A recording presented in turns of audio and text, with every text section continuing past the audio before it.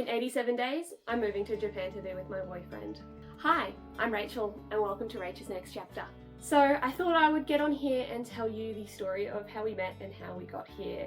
So thank you to those who replied to my post on my community poll asking which video I should do next. Most of you decided you'd like to hear more about how we met and why I'm moving over there. So in July of 2025, that is when I met my boyfriend. I was over there on holiday with some friends, never planned on actually meeting my future partner at all. We actually met in a bar in Roppongi, I will link it above here. And we were just having a fun night, having some drinks, playing some darts when he walked into the bar. I didn't take much notice of it at first because my friends and I we were just having fun. But that bar has a bell that you can ring. If you ring the bell, you have to buy everybody in the bar a shot. So that's what I did. It was just the three of us and him and the bartenders. So I thought, why not? He was obviously surprised when the bartender passed him the shot and pointed to me and said, hey, she actually bought you the shot.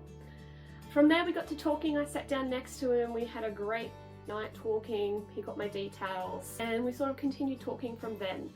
A few days later we met up in Onjuku Beach, an amazing beach. He was 4 hours late, and I know. From then I went down to Hiroshima as part of my travels and Osaka. I sort of thought that that would be the end of it as we were just being friendly, but I got back to Tokyo and he still wanted to meet up. So we all meet up as a group in Shinjuku in an izakaya and we had a really fun night. Him and I went off by ourselves to do karaoke in Shinjuku and had a really fun time, and that's when he made his first move. We ended up spending the next couple of days sort of together. While he was working, he'd come over after work and we'd just go and have some dinner and have some fun. And spent the whole last day together before I left as well. From then we kept on talking and video calling and decided to date from then. In November he tried to come over here to come and see me in Australia, but his tourist visa got denied.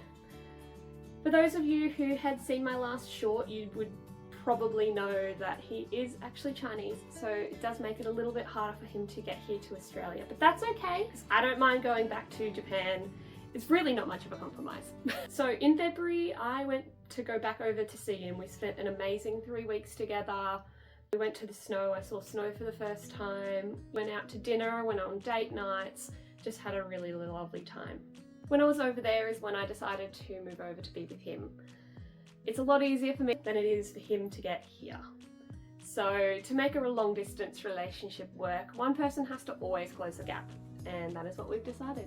So from then on, I have been in full mode with learning Japanese, as you can see behind me, getting my visa approved, which I'm happy to talk about in a future video if anybody would like to hear any tips I have on learning Japanese, the visa process, how easy it was, happy to talk about that as well.